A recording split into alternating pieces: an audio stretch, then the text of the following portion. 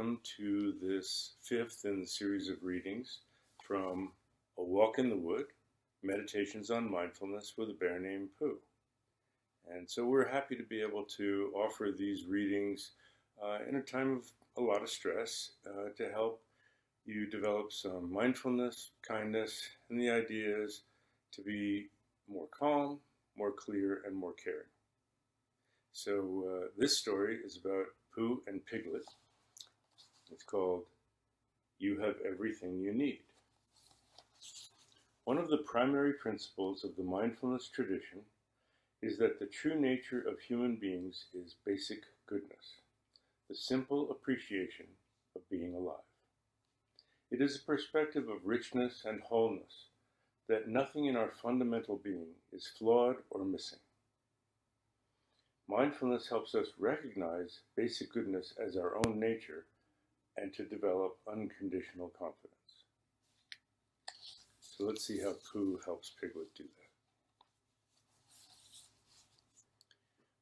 Thinking about being kind brought Piglet to Pooh's mind, and since he had promised to visit him around mid-morning, off he went toward Piglet's house. Although he was now going somewhere in particular, he could still practice just noticing on the way. He heard a cheep, cheep sound on one side of the path. There, in a nest of leaves and twigs, a mother bluebird fed 3 hungry babies. Pooh turned when he heard the scratching sound of 2 squirrels playing a spirited game of chase, scurrying up and down and around a tall oak tree. On he went, taking in the sights, sounds, and smells of the wood. Piglet was waiting outside as Pooh arrived.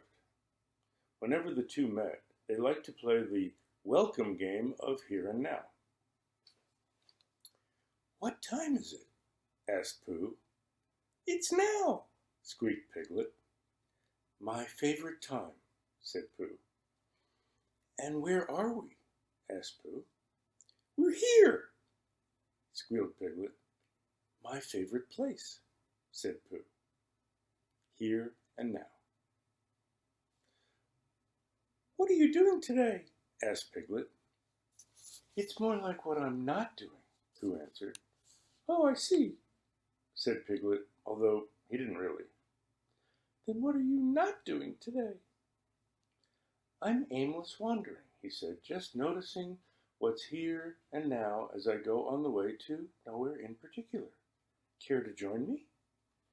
"Oh dear," said Piglet. "You know how hard it is for me to try new things. I'm certain I wouldn't get it right. I'd better let you do the aimless wandering for both of us, if it wouldn't be too much trouble." Pooh said, "You feel like it's hard to try, but it isn't so hard to not try. And that's what just noticing is. And you're certain that you won't do it the right way, but there is no getting it wrong, since there isn't any right or wrong way to go." "But what if I can't just notice?" Piglet fretted. "No need to worry," said Pooh encouragingly. "You have eyes and ears and nose and such, and that's all you need to just notice things. If you get a bit muddled up in thoughts, well, seeing, hearing, smelling, or feeling will wake you up." "But what if I forget to be here and now?" worried Piglet. "No need to fret," said Pooh reassuringly. "It happens to everyone. Once in a while your thoughts may carry you away to there and then, or to where and when, but your heart is always here and now."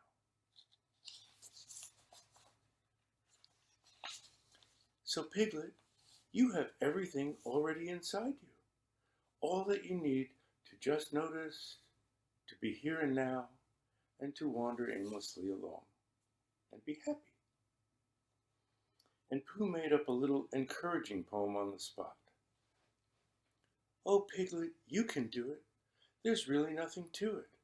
You have everything you need. I'm quite certain you'll succeed." "Well, Pooh," agreed Piglet, "if you believe in me, then maybe I can too." And just then, Piglet stood a little straighter and held his head a little higher. I feel more confident already. Thanks, Pooh. You are a very good best friend indeed. So that's the story of Pooh helping Piglet have more confidence. You have everything you need. And now we'll take a look at the instructions on helping to build unconditional confidence. This is a quote from the Shambhala book, Shambhala, the Sacred Path of the Warrior, by Chogyam Trungpa. Confidence is an attitude that makes the seemingly unworkable workable. This doesn't mean that all of a sudden everything is going to go our way, but it does mean that we believe we have the resources to live in the challenge. That is the expression of courage. Building your practice. So I have a question for you. How can a mouse eat an elephant? The answer is 1 bite at a time. Practice 1 minute of mindfulness for 1 day, then 2 minutes for 2 days, 3 minutes for 3 days, and so on. And so little by little, starting small, like a mouse eats an elephant 1 bite at a time, you can build your practice. Once you've done 10-minute sessions for 10 days, you can add a second session later in the day. Build your second session 1 minute at a time, as you did the first, until you're doing both sessions for 10 minutes each day. You can extend your sessions further if you'd like. It's really good to break up longer sessions with a few minutes of walking mindfulness between every 20 minutes of sitting, or so. You sit for 20 minutes, working with your breathing, working with your body, working with your mindfulness, coming back when thoughts take you away into the past or future, and then you get up and walk, and you be aware of the movement of your body, the placement of your feet. That sort of takes the place of the awareness of the breath, your posture, and your bodily movements. And again, when your mind wanders into daydreams of the past or future, just smile, come back to your body, your breathing, and the awareness of your movements. How you move your feet, how you move your legs as you walk. Now, obviously, you do this with your eyes open. You can do the mindfulness practice of the breathing a little bit with your eyes closed to get grounded and centered, and then open them to be aware of your breathing and your environment at the same time. Continuing your practice. Mindfulness practice shouldn't be thought of as something you do on an as-needed basis, like taking an aspirin if you get a headache. It's better to regard it more like brushing your teeth, something you do regularly a couple of times a day. So it's important to establish an intention to be as steady as you can about practicing. Please be kind to yourself, not negatively judgmental. If you need to change your practice time or even miss a day, it's okay. Think of it as trying to be consistent and regular without being rigid. It's helpful to set yourself up in a place that's relatively quiet, where you won't be disturbed for the length of your session. Choosing a particular time of day to practice is also helpful. First thing in the morning is a good time to schedule a session. Sitting yourself down before doing anything else is much easier, especially for beginners, than stopping your activities midday. It also sets a good tone of mindfulness for the day, encouraging you to be as fully present as you can during all of your various daily activities. Supporting your practice. Inspiring images are traditionally used as supports for practice. It might be a statue of a meditator, a flower arrangement, or a picture of a peaceful nature scene or landscape. You can select a meaningful quote or short poem, like one of Pooh's, to print on a card and keep with you when you practice, or have on your desk at work as a reminder of mindfulness during the day. Some people include a background of soft and soothing sounds when they practice. Ocean waves, a babbling brook, gentle rain, peaceful forest sounds, or wind chimes create an atmosphere of serenity.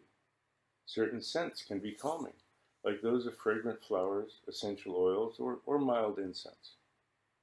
Many people find it supportive to practice with others. Look for opportunities to join in open sessions of group mindfulness practice. You can also gather your family for mindfulness and kindness practice on a regular basis if you can. Before you begin a practice session, it can be helpful to read or listen to a passage from an inspirational book or teaching. After your practice, writing down insights about your thoughts and feelings supports your awareness throughout the day. Reviewing your notes each evening as part of your daily reflection guides you in setting the intentions for the next day. Perhaps the most important support for your practice is maintaining a positive attitude. Some days it'll be easier to be mindful in meditation and in action. Other times it'll feel like your mind is completely overrun with thoughts. Remember that the ups and downs will come and go. When your practice or any other aspect of life are difficult, a positive attitude and broader perspective will prevent you from getting discouraged and inspire you to keep going forward. So that's the 5th reading in the series from A Walk in the Wood, Meditations on Mindfulness with a Bear Named Pooh. Have a great day.